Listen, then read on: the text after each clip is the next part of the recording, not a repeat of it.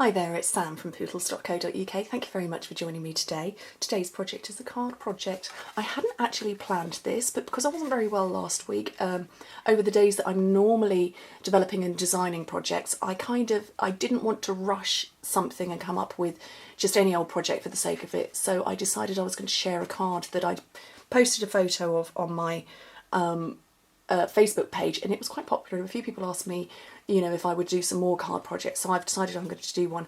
Unfortunately, because it sat on my desk while I was prepping, I managed to splodge. So this one is just going to sit on my shelf for sample purposes, but I'm going to show you how I've put it together. It's quite simple.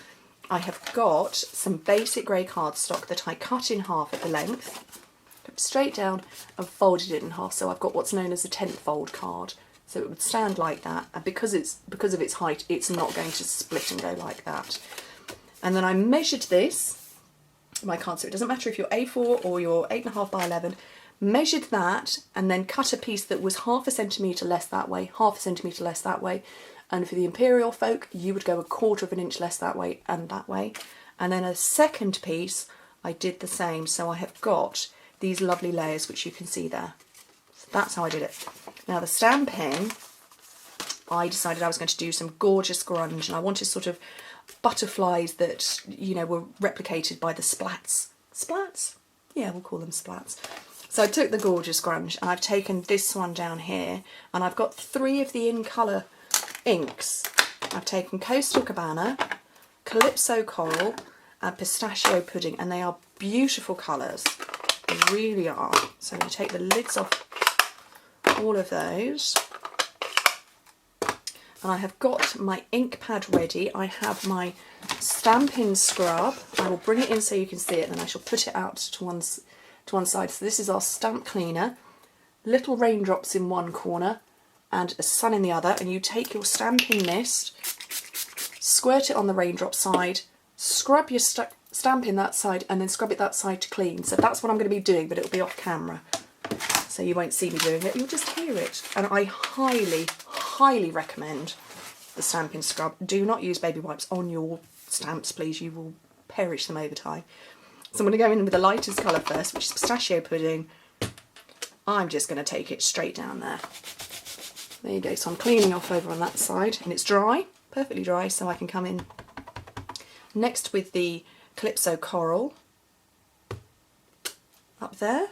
And this will dry down paler than it's showing at this very moment.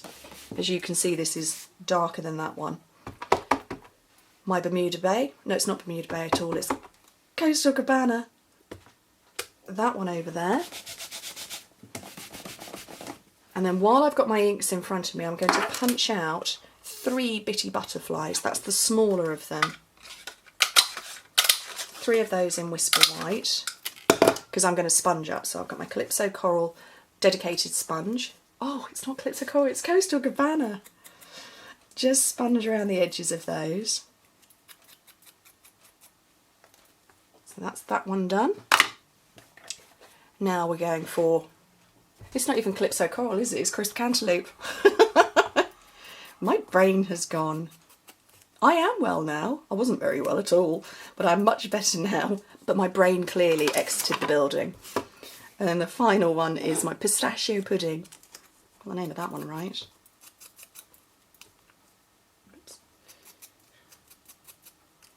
So they're done. So that's that bit out of the way. And I'm going to put a trio of the basics pearls in. And there are 3 sizes that are single individual ones, and then all of these ones here are on one long piece of adhesive, so you could pick up and pull all of them up in one go. What I've done is I've cut them down into trios, which means I can lift 3 off at a time, as you can see there. I put them straight in the middle of the butterflies. Just in the middle of all of those.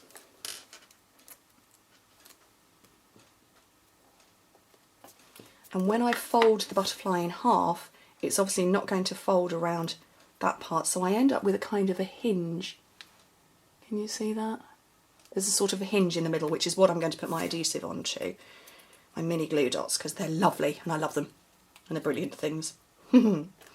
Right, move those out of the way for the minute, and I'm going to come back in with another stamp set. This is Happy Watercolour, which is from the spring catalogue, and I've taken this one and this one, and I'm just going to stamp in the basic grey, which is the cardstock that I've got in the background.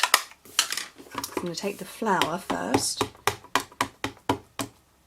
make sure that's all linked up, and I'm putting it off to one side. And I don't want this to necessarily be all about the flower, but it's about a mixture of everything, but it's dark enough that you can see it and it's beautiful. And then I want to do the same down at the bottom, so the You Make Me Happy stamp, and I've lined it up perfectly on my block so that I know that I can be pretty accurate by using the grid paper to line my paper up with, and then my block as well. So that should be spot on straight. You could use your Stamp-A-Majig if you wanted to. I'm a bit lazy today, because this is a quick card. Although by the fact that I'm chatting through it, it's not exactly a quick card. Paper piercer, mini glue dots, and I'm going to fold a mini glue dot in half so I get a little elevation and put it down that spine part that I created with the butterfly, and I'm going to position the tinted ones over the same splat area. So I've got my pistachio pudding butterfly over my pistachio pudding splat, and then this one is the Coastal Cabana. Put that one over that one. It's almost as though the butterflies have flapped their wings and their beautiful colours have come off and they're all spraying around. At least that's what it looks like inside my head. And then the crisp cantaloupe one over the crisp cantaloupe and kind of on the flower a little bit. Then all I need now is to just scatter some pearls around. So I'm going to take the middle size ones, and there's no rule as to where you put them apart from that you need to work in odds. So I'll have 3 at the bottom and 3 at the top. So there's my 3 at the bottom, and then I shall have 3 clustered up here somewhere.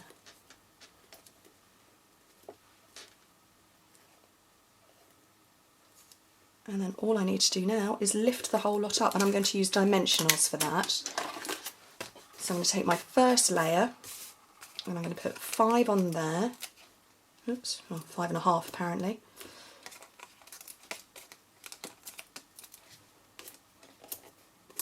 So 5 of those onto the back of this, because I don't want it to sink in the middle. Take all the backing off those. You should see my desk, my floor after I've finished filming. Dimensional backing everywhere. Position that. And I'm going to put some dimensionals on this one because I want even more elevation. So I'm going to take a bundle more for there.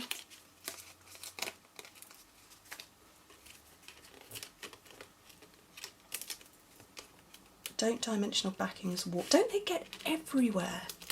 I work in one room in my house. I don't craft anywhere other than literally where I'm sat right now. Yet the flipping things get everywhere, all over the house. And my husband loves it, really does. They're in the kitchen, they're up the stairs, everywhere. There we go. That is my lovely quick card, and I think it's very pretty. It's just a gentle, simple card. And I hope you like it, and I would love to see your versions of it. I reckon this would be very nice with smoky slate, wisteria wonder, and maybe a pink. Maybe we should try that one next time. Anyway, thank you very much for joining me, and I hope to speak to you soon.